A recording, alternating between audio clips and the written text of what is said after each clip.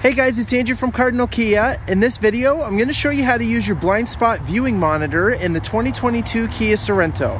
I have in front of me here an SX 2.5 turbo all-wheel drive in wolf gray. Let's get started. Okay, so to start us off, we're going to head over to the 10.25 inch infotainment screen. We can either hit the setup button on the right side of the screen, or we can swipe to the left and hit it in the bottom right corner of the screen. Then we're going to go into vehicle. And then in the middle here, we're going to scroll up to BlindSpot Safety.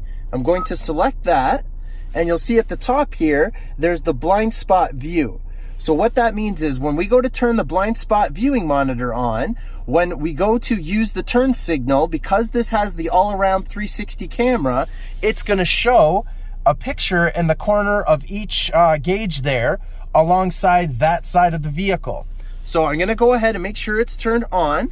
So now, when I go to put the turn signal on, you'll see it's going to use that camera so you can see completely alongside that one specific side. If I were to put it up on the other side, same idea. You're going to then see along that side there. And if you didn't want to have it turned on, again, just make sure that you have it unchecked here if you don't want to see it. And that's how you do it.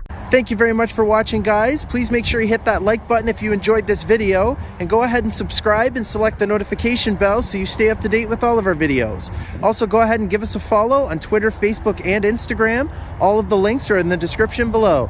Thanks, guys.